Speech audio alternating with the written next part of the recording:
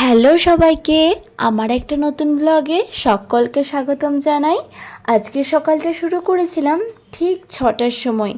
আজকে সকালে ঘুম থেকে উঠেই খুব ব্যস্ততার মধ্যেই বলতে পারো দিনটা কেটেছে।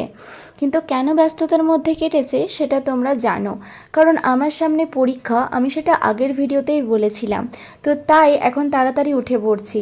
আমার নিচের উঠোনে জায়গার অভাব থাকার কারণে এরকম একটু খাল করেই এখানে গাছগুলো লাগিয়ে দিয়েছি।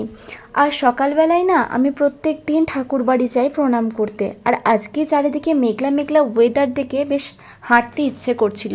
তার কিছুক্ষণ পরেই চলে এসেছিলো একটা পার্সেল। তো মিশোতে আমি অর্ডার দিয়েছিলাম এই দুটো ব্রাশদানি, কিংবা তোমরা এটা অন্য কাজেও ব্যবহার করতে পারো। তাই মা এটা ভালো করে দেওয়ালের মধ্যে ফিট করে দিয়েছিল, আর এটা দেখতেও খুব সুন্দর। যদি তোমাদের এটা পছন্দ হয় তোমরা লিংকের জন্য কমেন্ট করো, আমি দিয়ে দেব। তো আজকে মা করেছিল ঘুগনি, আর ঘুগনিটা দুভাবেই বানানো হয়েছিল, নিরামিষ এবং আঁশের। যেহেতু আমার ঠাকুমা আঁশ খান না, উনি নিরামিষ খান, তাই তারপরেই মা দিয়ে দিয়েছিল ভাতে চাল, কারণ তাড়াতাড়ি রান্না করতে হবে। আর আমি যতটা পারছিলাম মাকে একটু আধটু সাহায্য করার চেষ্টা করছিলাম। আর আমার শরীরটা খুব একটা ভালো আজকে ছিল না, তাই খুব একটা মাকে সাহায্য করে উঠতে পারিনি, তবে যেটুকু পেরেছি করেছি। আর এই দুদিন পরেই একটা খুব শুভ জিনিস আসছে, কি বলো তো? হ্যাঁ, রথযাত্রা। তো আমি ভেবেই রেখেছি রথে একটু মন্দিরে গিয়ে পুজো দিয়ে আসবো।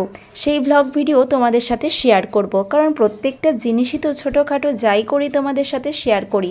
আর তোমরা যে আমার ভিডিওতে এসে এত এত ভালোবাসা দাও, এত এত কমেন্ট করো, এত এত গল্প করো, কথা বলো আমার লাইভে এসে, তার জন্যও কিন্তু আমার খুব ভালো লাগে। যারা যারা আমাকে সাপোর্ট করো এবং ভিডিও দেখো তাদেরকে অসংখ্য অসংখ্য ধন্যবাদ আমাকে এত সাপোর্ট করার জন্য। তো আজকে মা কি করেছিল বলো তো? চিকেন করেছিল, আর চিকেন আমার কাছে অলওয়েজ ফেভারিট। তো আজকে খেয়েছিলাম চিকেন। তো মাকে আমি করছিলাম একটু সাহায্য, আর আজকে চিকেনের মশলাটা একটু অন্যভাবে বানানো হয়েছিল।